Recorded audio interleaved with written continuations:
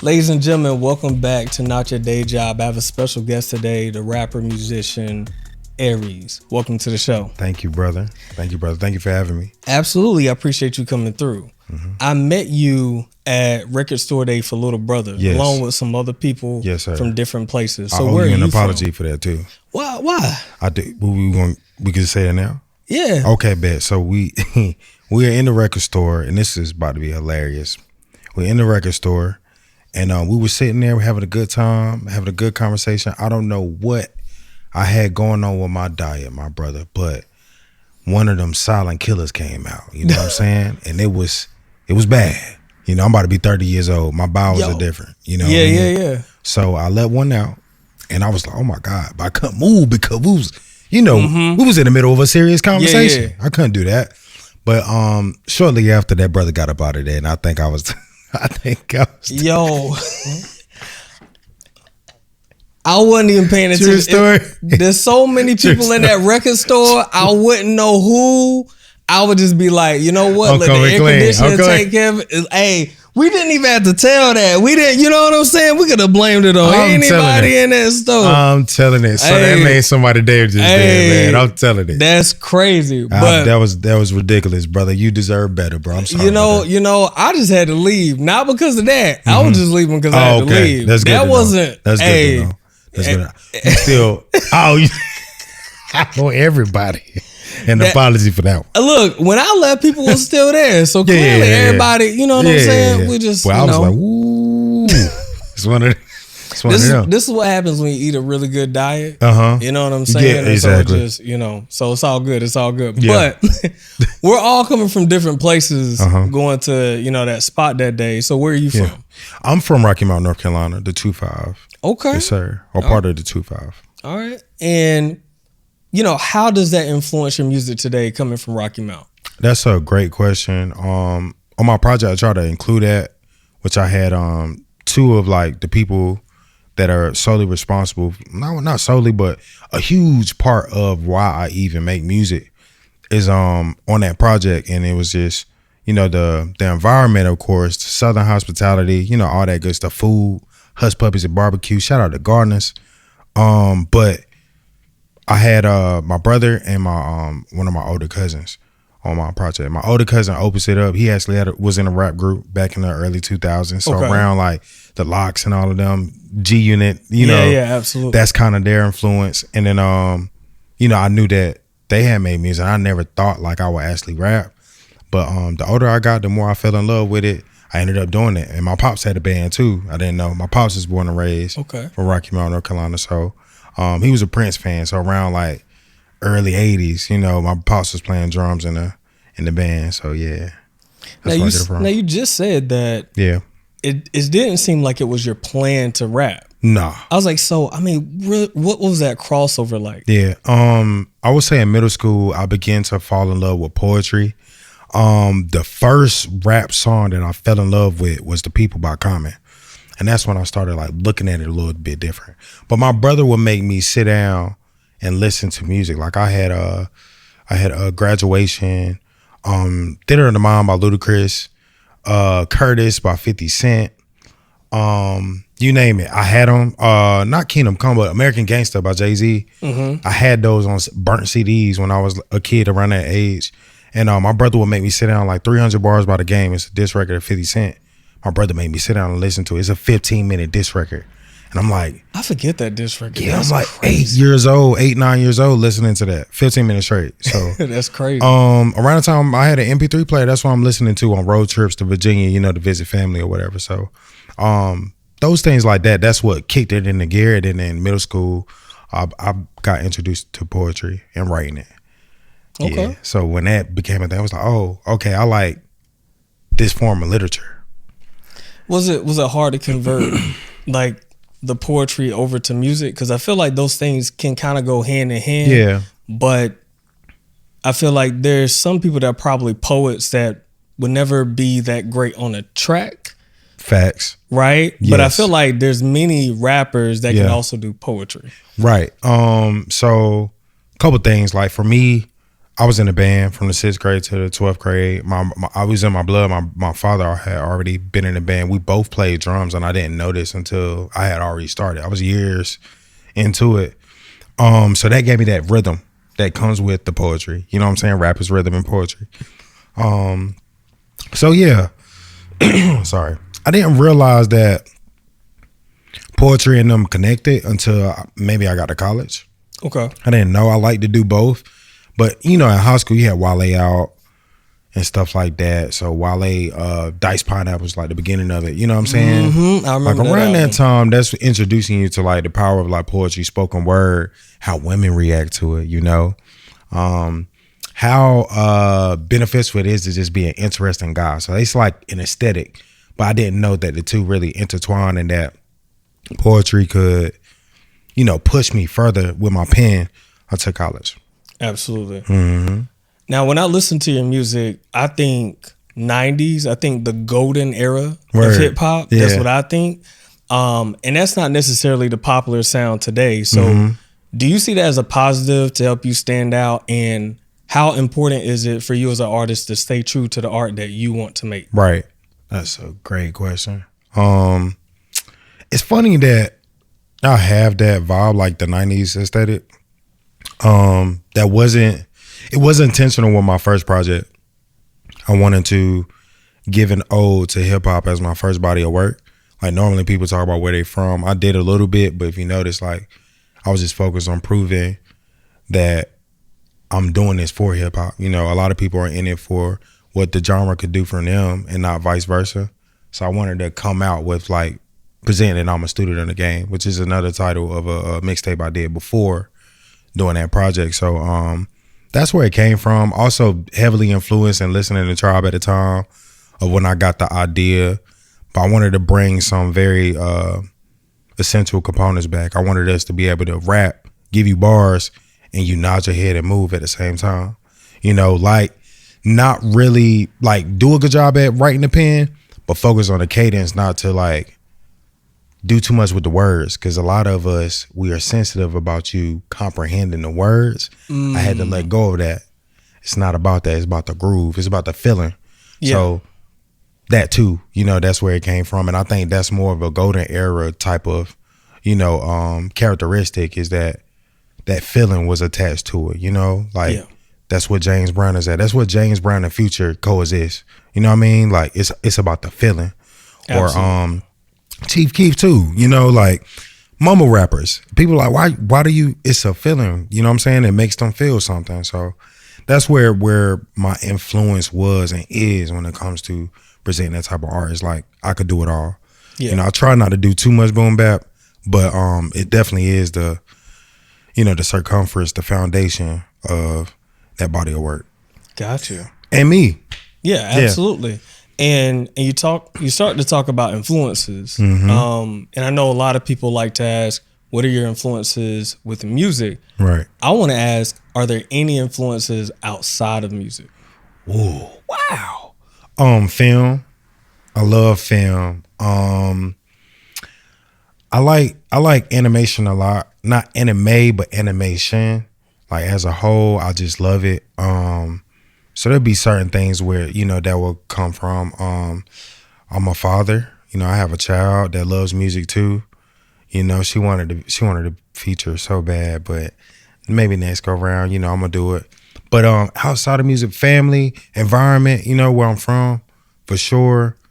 Just being in tune with emotions, man, and knowing what I want to get across. I want people to feel hopeful.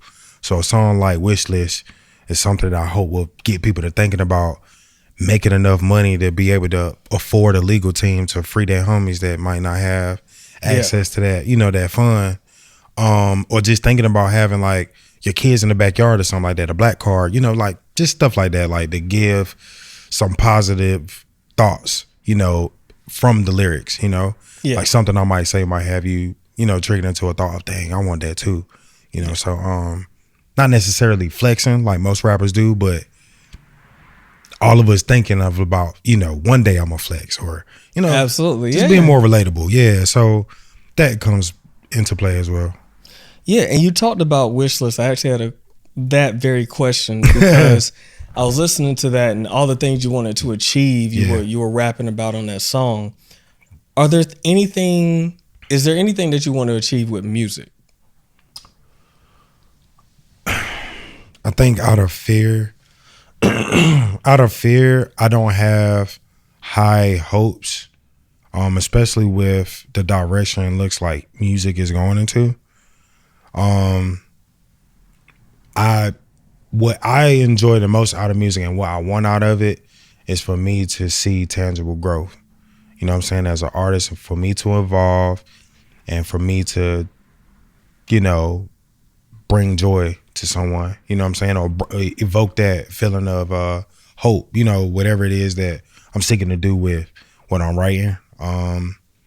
Get better at it, honor the genre, and just evolve. I mean, in a perfect world, I would love to get like 10 racks for a show. Like at some point. Absolutely. But other like superstardom, I don't want it. I'm not really in it for that.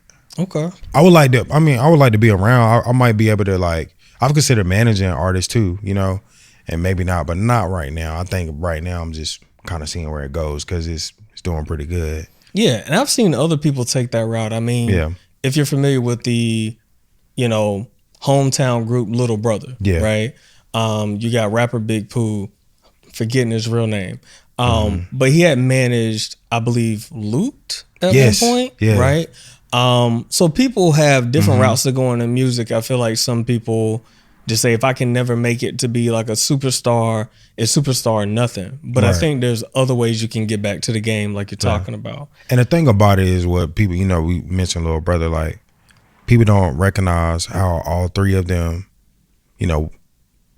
however it went, but all three of them have contributed so much to artists from North Carolina. So respect to them, for that. Shout out to Jalen Santoy. He's one that also was under the umbrella of like Little Brother, getting leadership advice from them. Yeah. I had an opportunity to speak with him before, and it's just been a thing for ongoing years. It's something that I'm learning. Like the more I'm allowing myself to learn and, be around certain resources that could tell me more about what it is that they do and who they are as people. So I love that. It's very essential for the culture, the hip hop culture in North Carolina. Yeah. I wanted to take it back to the project you were talking about, the album, A Vibe Called Quest. Yes, right? Sir. Yes, sir. Which I did listen through. Yeah. No skips. Thank you, man. Great project. Great project. Thank you. And obviously that's paying ode back to the legendary group you mentioned, A Tribe Called Quest. Yeah. So could you walk us through the idea behind that album? Got you. The idea hit me, and I'm trying to think of like the exact moment, but the idea hit me in 2022. I think it hit me probably like earlier in the year. I had just started working with a Fortune 500 company that does like live streams. I don't want to say their name. So I'm doing more traveling and stuff like that. I'm going to, I'll travel to Seattle, San Francisco around this time. And I'm listening to a lot of Tribe. And I was like, Tribe, obviously Vibe. I'm like, Vibe Called Quest would be hard. It's a statement, but I think I'm talented enough to where I can pull this off and it not be like, it's a lore, like it's just a great title for the hip hop head who's like, all right, like you better be good. Let me listen to this, because I was gonna ask that. I was like, because when you put legendary names on things, then people start having expectations. I'm confident enough to where like I could play that for Q-Tip. I'm not expecting it to be like flawless victory, no skips, but him to hear it and be like, oh, like he can rap, something a little bit out of that. And that goes for, all the other members too, like rest in peace Fife, Jerobi, Ali. So that's where that thought initially came from. I was in a different place in my life. I felt confident in my gift. I am confident in my gift. So I'm breaking that barrier, but also falling in love with something that I didn't get a chance to like have a relationship with as far as their music. You know what I'm saying? Like we knew Bonita Applebaum, Electric Relaxation, but when we got the jazz, or it's a lot. Why is it leaving me? It's like Midnight Marauders. I never heard like the hits from there. Busta Rhymes being on Scenario, or how De La Soul also played it. You know, like all of this is like coming to fruition, and I'm figuring it out, and I'm like, oh, all right, what would they make today? Because they had a serious message behind what they was doing, and I feel like we kind of mirror that vibe, you know, for like my friends. That's like how we vibe out, like forward thinking. I won't say woke, but you know what I'm saying? Like shout out to the I'm trying to think of Lil Wayne involved in, what is it called? Zulu Nation. You know, like those things like that. I feel like we identify with that. So that was the influence. That's where it came from. I knew what I was intentionally trying to do, but I also knew I wanted to deliver. So it came out in 2025, and I thought I was going to be ready in 2022. Okay. That was far from the case. Gotcha. Yeah. It takes time to make great music. For sure. I feel like a lot of people, you know, who never made music themselves and don't know like the many hours you go through listening to your project back, being able to say, okay, that song doesn't fit. I got to re-record that. That verse is not hard enough. I need to go harder. So, you know, I think it came out really, really great for all the work that you put in. Thank you, bro. I mean, falling asleep on my computer, like, oh, man, I put some time into that. That's my baby for real. Yeah, man, that's awesome. Now, for people who have never listened to your music before, if you took your whole discography and you had to choose one song to introduce them to you, what song would that be and why? Ooh, I mean, the intro does a good job at where I'm at, where my headspace was at. But Henry and Looper, man, is really, really good as far as like you kind of getting to know where I come from. It's kind of like that, like where that inspiration coming from and stuff like that. Like Henry and Looper is like my answer for that, because it's my first project streaming. Like I got mixtapes and everything like that, but if I had to pick one, I'm going Henry and Looper for sure. You know, that was my favorite track off of that, because you started talking your talk on the beginning of it. Yeah. You know what I'm saying? Like, I mean, I think you had like a rhyme in there, because you were like unnecessary capping is something that I despise. And I was like, who's out here that you talking to? I was like, you know, but I love that. And I love like that beat switch. I'm like a sucker for those beat switches, and it just flowed effortlessly through that track. So it's a great track. Thank you, man. Shout out to 2007 by JID. Shout out to Lil Wayne.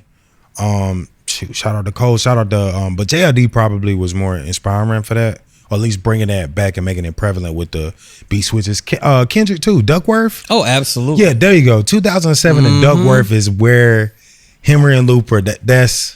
I will hope that, you conflate them. That makes sense now. Thinking about that track, right? And wasn't that track produced by Ninth?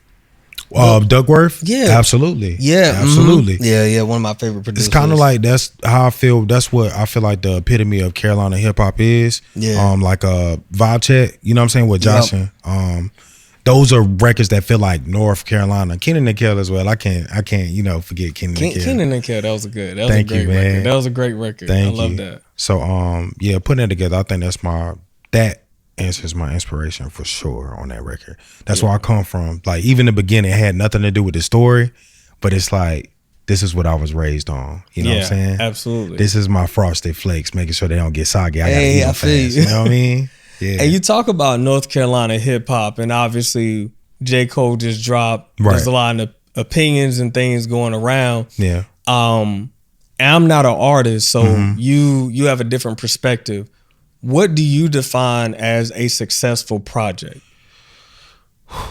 That's a really good one, brother. You on the roll. A successful project, getting it out and taking the necessary TLC, and we being able to feel that. In addition to that, being confident in it enough to make it a moment. You know what I'm saying? Like Cole, like him being on the tour right now, like that's making it a classic. You're giving us something to really like hold on to, or like the Clips, you know, with their rollout. Like they really revitalized something in hip hop that was missing for some time. Drake used to do the billboards, or Kendrick would release a deluxe album with the songs in reverse, like knowing it was something else to talk about. Like those are little things that make it successful. Jill Scott, I love her rollout just now where she did an introduction for all the artists, you know, like this is how this song came about. This is how that feature came about, you know, finding out about this artist for my child or, you know, whatever may have you. So I think that's what makes it a successful, you know, rollout. Like with Vibe, like I haven't done videos yet, but the beauty of it is like, who made the rule that I had to do it around the project? You know what I'm saying? Like I'm getting Spotify streamers right now from an album that was released back in June. So I got work to do. Like I'm not worried about fitting that narrative or it being successful to that other artist that might feel like, oh, he had to check these boxes. He ain't done no videos yet. It's coming. It's going to happen. I feel like, a lot of people want to put you in a box because, you know, even people that may be fans of your music as you grow, they want a certain type of thing from you. Yeah. And so I always want to ask that question because fans or people that are just listening or fans of hip hop in general, they may just say, I don't think this is successful. Right. But as long as you feel it's successful, I feel like that's what matters. And you put the work in. Also, Wale, I love what Wale is doing. You know what I'm saying? Like it's not. I feel like he's madly underrated. Yo, he dropped one, if not the best album of 2025, yo. I know. And he might not get a Grammy. I know. You know what I'm saying? Like the joint with him and Leon Thomas deserves a Grammy. Will we get it? I don't know, man. Because ain't nobody making rap music like that right now. Yeah. Or hip hop. That's hip hop. Yeah. It's changed a lot, you know? And when you talk about like doing things on your own terms, right? We can also talk about the struggles with not only the art, but the industry. So, you know, fun question is, if you had the ability to change one thing about the music industry, what would that be? Representation. I was just telling somebody, no, I don't want to say a name, but you know, I worked in the music industry before and I've seen like the teams associated with these artists that we get to see, know, and love and get, you know, familiar with. And we wonder why gaps happen, where it's like there was a lack of reading the room there. There was something missing culturally from this decision. And I believe that as well.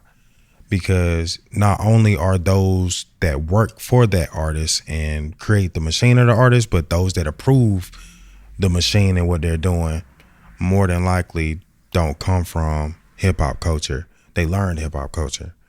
And that's something I would change is like more representation and more of the labels actually connecting with people who are familiar with the streets. Gotcha. Not to say that like the streets like the hood, but like, you know, that actually are just people who are connected to the culture and part of the community. It needs to be localized, man. Everybody in the building. Like some people can come from Yale or Princeton or whatever university in Massachusetts or something like that. But at the same time, you need somebody that's actually from there to be able to be an A&R, you know. You need that representation. You need to make sure they have like an ability to identify their team and give them options, you know what I'm saying? Treat it like 2K. You ever did 2K? You know, I haven't played 2K in so long. So there's a mode, right, where you could be the general manager or whatever. And you get to put together your team. You get to hire the staff, the CFO, you know, you get to choose your sponsors. You get to do all that stuff. I think like artists need to be able to do that. They need to scope their team and be educated by the label. Because at that point, it's an investment that you ain't even make. You know what I'm saying? They got to pay them people, but, you know, figure that out. I know that's kind of like not one thing, but I think it's all under the umbrella of representation. Yeah. Sometimes it's not that simple. It's not really a pointed answer because it's such a big machine. Yes. That's the music industry, right? I mean, even to the Grammys, when you see someone that you feel like didn't deserve to win in a certain category. Right. They did good this year. They did pretty good. They did pretty good. I said pretty good. It's never going to be perfect. You right, and I ain't even gonna say what I was about. You know, I mean, I'll say some things because me and my girl will talk about all the time. Like, it is definitely a system where people pay to play, 100%. I mean, that's been confirmed. Yes. But you know, you just hope that the music that people care about in a particular category at least gets the shine that you think it deserves. But sometimes they don't. Right. Yeah. Do you have any new music coming out this year? Yes, I do. I do. There's only one thing I could be for certain that working towards and going to put out, and that's a duo project with my brother Fable. As a collective, we go about 2-5, and a mass majority of it will be produced by the good brother Finn. Yes, okay, Mr. Finney, who's been a guest on the show. So absolutely, shout out to him. Formerly known as Sean Don. We got about 30 beats, you know, and we've recorded about 5 songs so far. I'll play you something, you know what I'm saying? Okay, all right. And I meant to play you something before, you know, but it's all right. Yeah, cool. After, yeah, absolutely. Hopefully, man, we could start, you know, playing it for some people in the spring, though, man. Like, there's so much going on. Like, this has been the busiest year I've had in a couple years. So, we have locked in on some raps. Yeah, and we're gonna make it happen. Absolutely. I feel like there's like an energy in the air. Yeah, you know, with friends and people like you and others that I meet. Like everybody is on the top of their game going into 2026. Yeah, everybody's busy, right? So I'm looking forward to it. Yes, sir. Now, outside of music, I know that you have a podcast, Past the Aux. Yes, indeed. And so could you walk us through how y'all started that? So Past the Aux was an idea back in 2019 where I literally just put my camera on the dashboard, you know? And the music industry is a scam. Like if there was a second thing that you added to the question before, it would be to stop the scamming, you know? I could go on a rant about that. We could have another conversation. Oh yeah. Maybe you come on the pod and we talk about this. Yeah. But I wanted to create an avenue where artists that wasn't playing that money game that we talked about with the Grammys can get some type of notoriety. They can play their music, be excited about it, and I literally passed the aux in the car, right? 2019, I moved out of state in 2020, and then in 2022, when I was working for the company I was telling you about, they launched an app where you can produce a live radio show. So I brought it back, and I was doing it by myself at the time, and I started bringing guests on, using my resources. Then I had a conversation with a good brother Fable at the end of 2022, like November, December. I was like, man, I'm just trying to figure out how can I take this to the next level. I feel like I hit a ceiling. And he's like, man, people don't do commercials no more. You know, so people should do visuals. So I'm like, why don't you come on with me? Because back in high school, we did announcements together. That's how we really like certified our friendship, our brotherly bond, you know, since high school. So after that, we go through 2023. On Halloween of 2023, the app that we were using for the online radio show diminishes. What do we do now? I'm like, at this point, I think we got no choice but to keep it alive with a podcast. We're going to have to. Gotcha. I ended up coming back home at the time. I lived in Maryland and New York. Came back home in North Carolina. Came back to the 2-5 in like September. Did our first episode in 2023. And here we are on year 3. And we something past the aux every week is going on, you know, like going to events, seeing our network. Like it's like we looked up and here we are. Like we have a consistent group of supporters, you know, that are looking forward to what we do. And that's truly a blessing. That's all we wanted. That's awesome. Mm-hmm. And to add to that, I see that you also do events, because I saw one that was called like the Cookout. Yeah. Right. Could you tell people like how did the event start to be created, and also like what can people expect going to a Past the Aux event? I really appreciate this question, man. I'm you the man. You the man. I appreciate it, man. You the man. I try to do my research, man. You're doing great, brother. So again, when my good brother Fable joins the show, it's lit, you know. So it's 2023. We having guests on left and right, and we get to make playlists and really vibe with music. So Honestly Nevermind by Drake came out. We was like, yo, we want to do like a late party, cookout vibe, playing nothing but like make sure the whole album play.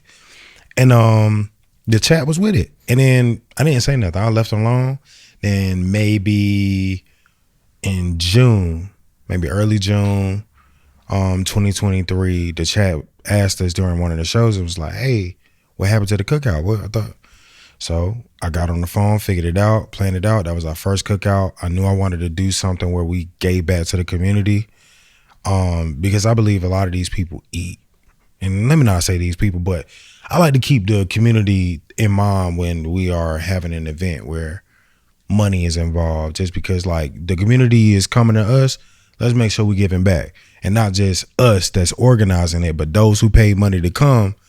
You know that your money is going towards something, and I don't know, however it may have you, you coming and giving back. Like it's actually a purpose that is involved in this. So the first year we gave backpacks to 2 separate schools. The second year, I believe we donated to a specific school, and then we just did year 3, and we donated. Why am I tweaking? Oh, we donated. We adopted a family. Okay. So anything we had left over, we gave to a nonprofit, but we adopted a family. She had 4 kids, I believe, 4 or 5 kids. Had just had a baby. So we got them backpacks, all the kids backpacks, school supplies, clothes, and then the remainder of the supplies that we had, we gave to a nonprofit organization, GKW Foundation for Kids. That's in the 252. Shout out GG, man. She deserved that. That's amazing, man. She deserves that. So yeah, that's what the cookout is about. This year is bigger, better. Hopefully I can get an update in the next month or so. I want to get started early because there's going to be more space, and we need to fill up that space. Okay. And we need to give back more to the community. That's awesome. And also this year, other than the cookout, we're going to do another thing around Christmas, giving back. But what to expect at a ARES event is that authenticity, welcoming culture, and lack of ego. Like just come through and vibe, enjoy yourself. Something unique, whether it's the music or the autonomy, something. Gotcha. You said the word I love to ask people about, which is community. Yeah. So how important is building community to you? It's very important to me. I keep them in mind with everything I do, right? Because a lot of us as artists, I feel, are just super selfish and in our head about our talent that's God-given. But God gave us the talent for the next person that might need it. It's not necessarily about us. Like, thank you for providing me with this gift, but what is my duty with this gift, right? So I'm slipping right now. I'm trying to stay on task with this question. It's all right. Remind me to tell community. Yeah. Right. So I say all that to say, like, I don't treat my position in this as a talent show. It's about what can I give to the culture as much as what the culture has given to me. What can I do? How can I touch the next person? How can I influence them? How can I create a safe space? And something that I'm very passionate about is a safe space for Black men. Like, I hate the too cool for school mentality that we have. I hate the obnoxious influx of testosterone that's unnecessary. I hate that we're so, like, we treat emotional communication as a foreign language. And that it's so hard to say, hey, bro, my apologies. I misunderstood you. And just feeling like if you said something and you might have felt something a way about somebody that you got to stick to that. And it's not really the case. Like, there's room for evolution, So that's really what I'm doing, is kind of like showing, like, in community, unity is in community. And I also want to show that too. Like, a lot of people wouldn't.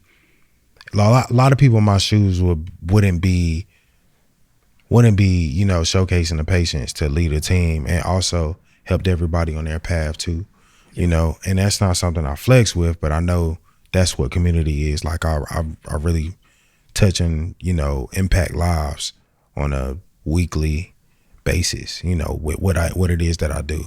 And I'm not moving selfish. So I feel like I'm just reaping what it is, but I think that's what is building a community, sewing into it.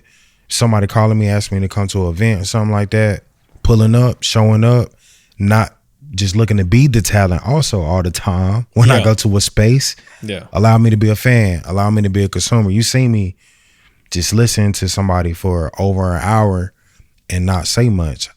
That's not my role in the moment. Yeah. It's time for me to be a student.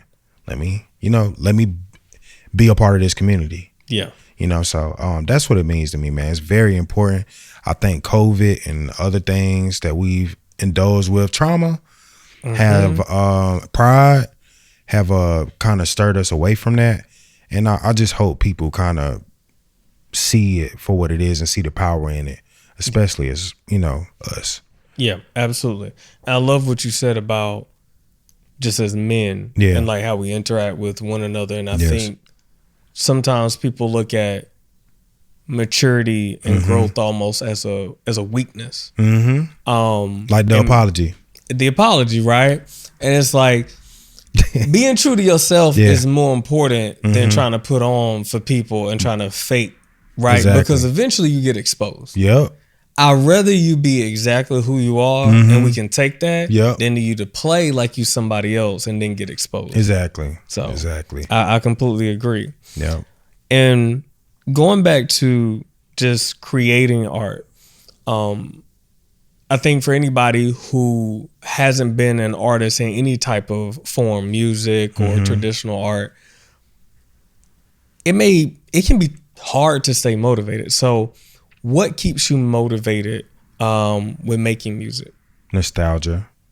A lot of times I try to do freestyles to kind of stay motivated. Like, and freestyles for me give me they're kind of like quizzes or progress reports, report cards to show that it allows me to compare myself to who delivered on a song. Like, I knew I was ready for a vibe called Quest when I went and I rapped on Find a Way.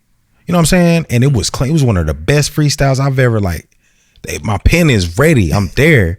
So that, and then I did Forbidden Fruit, and I'm like sliding. I'm like, whoa, I'm really rapping right now. All right. I need to make sure I do this. And the engagement I'm getting, the community that's being built from the rap. So I'm like, all right, cool.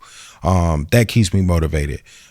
After I drop, you know, you will think like, man, I'm tired. I don't want to, whatever. But critiques that, I won't even say critiques, but things I've been told post Vibe is kind of motivating me now.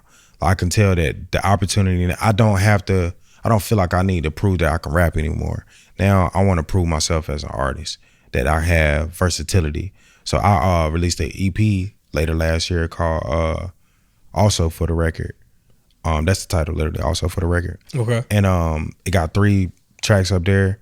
I believe all 3 of them are different. Like, there's a different cadence. First 2 are like heavy 808s, because it's like, all right, let me show that I can, like, I'm not just a backpack rapper. I'm not, you know, just, I don't know, like, I could get out of the get away from the, you know, the tribes, and then I could do something. And then the 3rd record is a Golden Shuffle, where it's kind of a direction I would like to go, whereas I'm doing more of like, I can bar up, but we gonna dance. You know what I'm saying? We're gonna have a good time. And I'm gonna get to try that as a guinea pig at my birthday party this year. Like, I wanna see how people respond to a record or two, you know? Okay. And, you know, really get people doing the Soul Train line, man. When the last time you seen a good Soul Train line with some music that came out? Man, the closest thing you can get to that is maybe a cookout or somebody's wedding, something like that. Yeah. You see why the cookout is essential? Yeah. You know what I'm saying? Or you see why I feel like what I'm trying to do, what my intention is with these records, you know? Like, I got a song on a project called Rock the Boat. And that's one where people actually, well, I just performed it last weekend. People actually got up out their seat to move. It's like, look, you could have bobbed your head to the whole song. Just get up for like 10 seconds. Yeah. And just have a good time for 10 seconds. You know what I'm saying? We need that. So that's where I'm going. I mean, it was a little bit aggressive, but that's why I was going with that. Like, that's what I'm looking for, and that's what I'm intending to do, you know, when it comes to those things, man. Yeah. Well, in life and music, you know, are there any valuable lessons you feel like you've learned along the way? Evolution is a journey that we must seek. You know, that's another motivating factor, is something that we need to look for, is like being better, you know?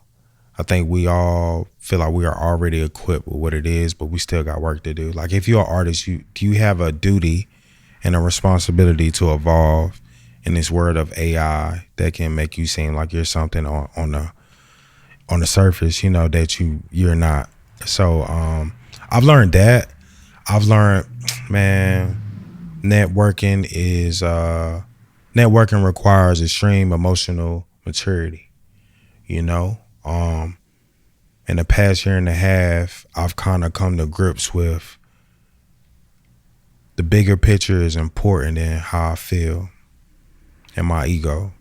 Not that I was moving with ego, but your ego could be somebody saying something or moving in a way that you don't like. Like, you're not really even dealing with their personality, but you avoid the work that can be done because of that. And sometimes you're not meant to be best friends with people, but there might be some work to be done. That don't make you phony. Do you really care about the culture, or do you care about your temporary feelings? When they shouldn't control how you feel. That's you giving power to the next person. That has been an extreme lesson that I had to learn. And now I feel like that I'm within self, that I'm so confident, and that I'm walking this journey that was predestined by somebody that isn't walking the earth, that I can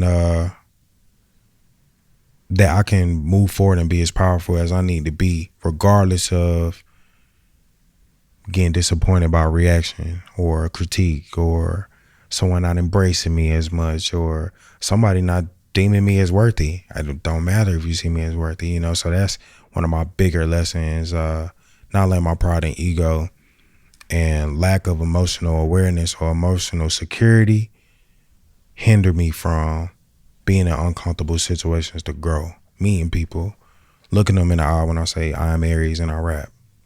I have a podcast, you know. Those things are important. Absolutely. Yep. And for anybody who is trying to start their career and put music out, do you have any advice for them? I'm trying to be nice. You don't want to be surrounded by yes man. Like, you do want critiques. Iron sharpens iron, you know, especially as male rappers. You need to be around male rappers that can rap. Do not take the easy route and be like, oh, I'm over here, so you know, I already know I'm dope. I don't need to, you know. And that's where people want to collab. They feel like they got a feature to, you know, but nah, man. You need to know. you need to be around them. You need to, you know, get them chops up. You know. What else? I'm trying to make sure I fully answer the question. Answer however you want to, but I think there's a lot of different things with your experience you could tell someone who's new to music. Right. Oh, yeah. What, dropping music. Yeah. Get around them. Actually, like, something I had to tell myself about is rehearsing. Because we work on these projects so long that you think the songs is just muscle memory, right? Absolutely not. You got to rehearse. Mm-hmm. You got to rehearse. I had two of the hardest performances I've ever had to do and indulge in last year, where I started blank, right? So the first one, it was really late. And I rehearsed a little bit on the way there, but at this point, it's like past midnight. I am tired. It's a showcase. I'm tired. And I drew a blank during a performance, even though people weren't tripping. They like, we get it. You tired? But it's like, nah. There were like 10 people there that didn't know who I was. Like, I don't want that to be an impression. Or, now this other one is kind of like a bit noticeable, but I'm headed to, and not to make it dark, but I'm headed to perform for, oh my God, there's a festival called Something in the Woods. It's beautiful, bro. Like, just check it out. I think he's doing one in the spring. But on the way, I got a phone call from my mom letting me know that my aunt just passed. This is right after Thanksgiving. So again, I felt like I had rehearsed this song, that I knew it. Kenan and Kel is what we performed. And man, when the beat switched, yo, I got about 2 bars out and I started to blank. And then Fable had to ad-lib and help me out to get there. Yeah. So the past 2 performances we've had, I've rehearsed. I'm making sure I'm comfortable. So for that new artist, you're going to have to do some work. You're going to have to be uncomfortable. It won't feel cool all the time. It's if you don't make the decision on if you're doing this for fun or if you're doing it for what you can say business. Mm-hmm. Because if it's a business, you have to evolve. And you have to actually care about the product that's being put out on shelves or however you want to look at it, you know? So I wanted to give people, when I did my first streaming project, I wanted to be as best as I could be. I don't want to go to my cousin and be like, yo, listen to this, and I didn't put the time in. Yeah. Like, no. And now it's like people are like, whoa, wait a minute, you rap? Like now they want to know because they could tell. People know. And I'm not treating it like a talent show. It's like, I've said that before. I'm not treating it like a talent show, but really caring about what I can give to the culture. And I think more artists need to do that and find your identity. That's important. Find your voice. That's something else like during this process that I had to do. Because I would just hear a slow sample beat and try to be like Larry June or something and like figure it out. Or I'm sounding like this. I'm doing freestyles trying to sound like that. So I did the work to kind of find out who I am. I learned how to mix. Okay. Yeah. I still would. I need an engineer to help mix and master to kind of clean it up. But I mixed Vibe Called Quest. That is all my work. Okay. You know what I'm saying? So it's decent. It's really good, room for improvement, and I can see I'm honest enough to know that that's a gap that could be closed. So anybody watching this, man, if you hear that project, let me know. You're never gonna get it like perfect the first time, and I feel like people got to work on it. Mm-mm. I mean, like a critique of, see, and like a critique of J. Cole is when he starts making beats for himself. Yeah, a lot of people will say, "But why don't you get with like a Hit Boy, a Boy Wonder, Alchemist, Mike Will, somebody to go get you one?" And I think, he does that. He blends in more from other producers now, but I could tell the growth in the music, he learned more over time. And I'm sure he was in the studio with producers who like, that's my thing. And they were like, okay, Cole, like this kind of sucks right here. Put that in. So I think, as long as you keep putting the work in, it's going to get better and better. So looking forward to the next project. Thank you, man. But I like to always end my interviews asking this question. And if you could look at yourself 5 to 10 years from now, what impact or legacy do you want your music to leave behind? In the future, 5 or 6 years? 5 to 10. 5 to 10. Wow. Yeah. I answer 5 years and then 10. In 5 years, I would hope to have just seen a different ceiling when it comes to both the music and past the aux. I get emotional thinking about it because, man, we work really hard. Like, we really put our time into this and we actually care about what we're doing. So in 5 years, I would like to see that. My daughter gonna be 12 in 5 years, man. And I would like for her to be getting acquainted with what it is that I believe she's passionate about, which is making music. She's about to publish a book at 7 years old, So in 5 years, like maybe it's multiple books out. Yeah. Things of that nature. And then to piggyback off of her in 10 years, she'll be 22. I mean, not 22, she'll be 17. So it's like one thing I wish that I did different, and not that I have regrets, but one thing I want for her to do is to leverage that fire that you have in high school to propel you to prepare for whatever you want to do. Me and Fable, we thank God we still relevant, but like,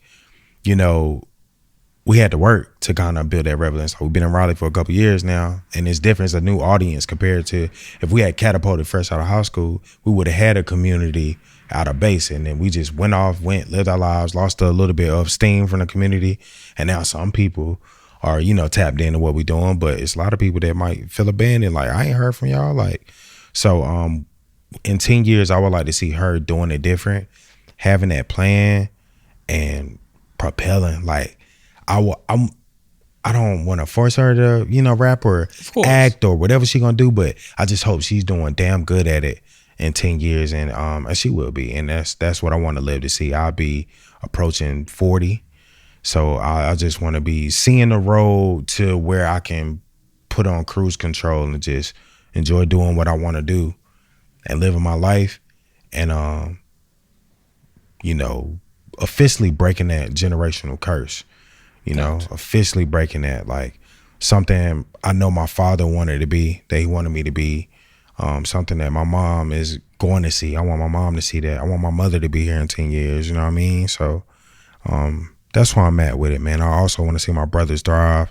Shout out to Fable, Prince Tyron, Shout out to all the ARES members. Like, I'm very excited to see them in 5 to 10 years as well. Like, just as much as I'm excited to see where I am. Yeah.